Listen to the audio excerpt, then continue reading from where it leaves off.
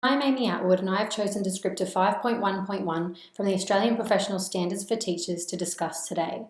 5.1.1 states, demonstrate understanding of assessment strategies, including informal and formal, diagnostic, formative and summative approaches to assess student learning, which is found under Standard 5. I believe this will require specific attention for my teaching career and professional development. According to many sources, including the New South Wales Education Standards Authority, mentioned by Kelly Norwood in a video on assessment found on the University of Wollongong Moodle site, Churchill et al., Terry-Wonka and Jones, and Howard and Walton, assessment is a crucial part of both teaching and learning across all subjects in terms of lesson planning, student progression, and student success. My teaching philosophy is that students should be given equal opportunities. I believe that educators should take the time with each and every student to assess where they are at in terms of their learning journey, what support they need to succeed, and to utilise and source resources that will assist with learning needs and student growth. Duchesne et al., Churchill et al. And Nessa explain the best way to use assessment is to use a variety of types, including assessment of learning, assessment for learning, and assessment as learning. Also, that students need to know the assessment criteria and expectations of the standards of work. Duchesne et al. Also mentions how assessment can be used to boost low self-esteem and motivation in students.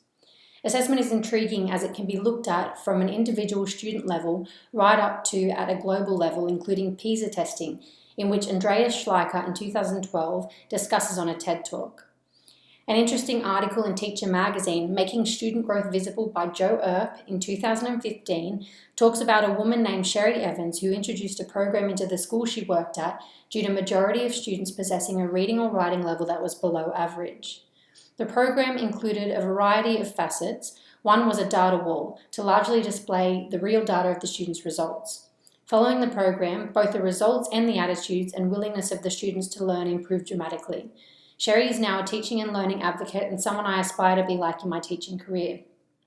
Another interesting TED Talk about assessment by Rashaan Richards in 2013 discusses his thoughts on how assessment should be used to guide and support people rather than entirely control the learning experience, which in ways I do agree with.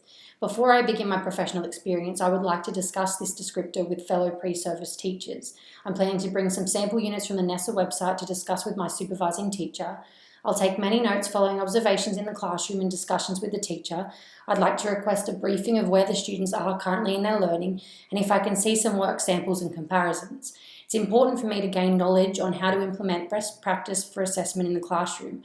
I'll be constantly researching and asking current teachers how did they develop the skills for using assessment and what types do they find work the most effectively in what situations and why. And can I try a method I've read about in their classroom by Robinson, Coy and Hammond in 2020, where you use mini whiteboards and provide corrective feedback as you go. I'd also like to know if there is a collaboration within the school for using assessment and how the school provides data to be assessed on a larger scale.